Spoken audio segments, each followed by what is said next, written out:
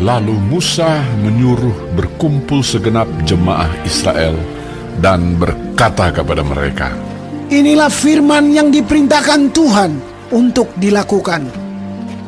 6 hari lamanya boleh dilakukan pekerjaan, tetapi pada hari yang ke-7 haruslah ada perhentian kudus bagimu, yakni Sabat, hari perhentian penuh bagi Tuhan. Setiap orang yang melakukan pekerjaan pada hari itu haruslah dihukum mati. Janganlah kamu memasang api dimanapun dalam tempat kediamanmu pada hari Sabat. Berkatalah Musa kepada segenap jemaah Israel, Inilah firman yang diperintahkan Tuhan, bunyinya, Ambillah bagi Tuhan persembahan khusus dari barang kepunyaanmu. Setiap orang yang terdorong hatinya harus membawanya sebagai persembahan khusus kepada Tuhan.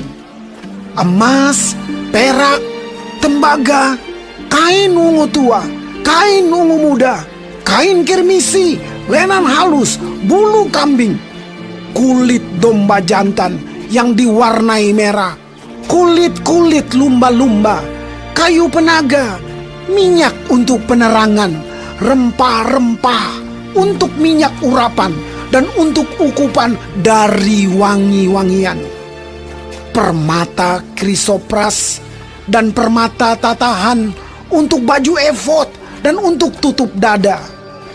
Segala orang yang ahli di antara kamu haruslah datang untuk membuat segala yang diperintahkan Tuhan, yakni kemah suci, atap kemahnya dan tudungnya, kaitannya dan papannya, kayu lintangnya, tiangnya dan alasnya, tabut dengan kayu pengusungnya, tutup pendamaian dan tabir penudung, meja dengan kayu pengusungnya, segala perkakasnya dan roti sajian, kandil untuk penerangan dengan perkakasnya, lampunya dan minyak untuk penerangan, mesbah pembakaran ukupan dengan kayu pengusungnya, minyak urapan dan ukupan dari wangi-wangian, tirai pintu untuk pintu kemah suci, mesbah korban bakaran dengan kisi-kisi tembaganya, kayu pengusungnya dan segala perkakasnya, bejana pembasuhan dengan alasnya, layar pelataran, tiangnya, alasnya, dan tirai pintu gerbang pelataran itu, patok kemah suci dan patok pelataran dan talinya, pakaian jabatan untuk menyelenggarakan kebaktian di tempat kudus, dan pakaian kudus bagi Imam Harun, dan pakaian anak-anaknya untuk memegang jabatan imam. Lalu pergilah segenap jemaah Israel dari depan Musa. Sesudah itu, datanglah setiap orang yang tergerak hatinya, setiap orang yang terdorong jiwanya, membawa persembahan khusus kepada Tuhan untuk pekerjaan melengkapi kemah pertemuan dan untuk segala ibadah di dalamnya dan untuk pakaian kudus itu. Maka datanglah mereka, baik laki-laki maupun perempuan, setiap orang yang terdorong hatinya, dengan membawa anting-anting hidung, anting-anting telinga, cincin meterai dan kerongsang, segala macam barang emas. Demikian juga setiap orang yang mempersembahkan persembahan unjukan dari emas bagi Tuhan. Juga setiap orang yang mempunyai kain ungu tua, kain ungu muda, kain kirmizi, lenan halus, bulu kambing, kulit domba jantan yang diwarnai merah, dan kulit lumba-lumba, datang membawanya. Setiap orang yang hendak mempersembahkan persembahan khusus dari perak atau tembaga, membawa persembahan khusus yang kepada Tuhan itu, dan setiap orang yang mempunyai kayu penaga membawanya juga untuk segala pekerjaan mendirikan itu. Setiap perempuan yang ahli memintal dengan tangannya sendiri dan membawa yang dipintalnya itu, yakni kain ungu tua, kain ungu muda, kain kirmizi, dan lenan halus. Semua perempuan yang tergerak hatinya oleh karena ia berkeahlian memintal bulu kambing. Pemimpin-pemimpin membawa permata krisopras dan permata tatahan untuk baju efod dan untuk tutup dada, rempah-rempah dan minyak untuk penerangan, untuk minyak urapan dan untuk ukupan dari wangi-wangian. Semua laki-laki dan perempuan yang terdorong hatinya akan membawa sesuatu untuk segala pekerjaan yang diperintahkan Tuhan dengan perantaraan Musa untuk dilakukan.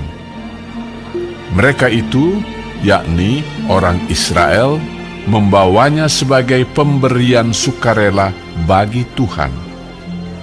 Berkatalah Musa kepada orang Israel, "Lihatlah, Tuhan telah menunjuk Besalel bin Uri bin Hur dari suku Yehuda, dan telah memenuhinya dengan roh Allah, dengan keahlian, pengertian, dan pengetahuan dalam segala macam pekerjaan, yakni untuk membuat berbagai rancangan supaya dikerjakan dari emas, perak, dan tembaga, untuk mengasah batu permata supaya ditata, untuk mengukir kayu, dan untuk bekerja dalam segala macam pekerjaan yang dirancang itu. Dan Tuhan menanam dalam hatinya dan dalam hati Aholiab bin Ahisamah dari suku Dan kepandaian untuk mengajar. Ia telah memenuhi mereka dengan keahlian untuk membuat segala macam pekerjaan seorang tukang, pekerjaan seorang ahli, pekerjaan seorang yang membuat tenunan yang berwarna-warna dari kain ungu tua, kain ungu muda, kain kirmisi, dan lenan halus, dan pekerjaan seorang tukang tenun, yakni sebagai pelaksana segala macam pekerjaan dan perancang segala sesuatu.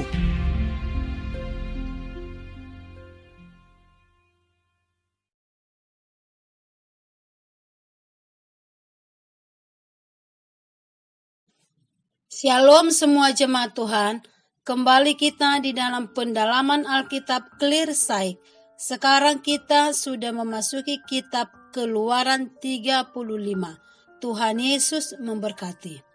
Di dalam ayat 1 dikatakan, lalu Musa menyuruh berkumpul segenap jemaah Israel dan berkata kepada mereka, inilah firman yang diperintahkan Tuhan untuk dilakukan. Pasal ini secara umum mengulang dari pasal 25 sampai 31, kecuali di sini petunjuk-petunjuk yang diberikan kepada Musa mengenai kemah suci untuk dilaksanakan.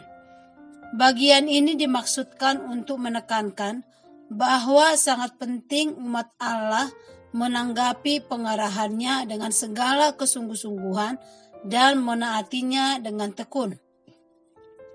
Serangkaian perintah Tuhan tentang kemah suci dan perabotannya, semua mesbah korban, dan tentang orang khusus yang dipilihnya membangun rumah Allah diberitahukan Tuhan kepada Musa.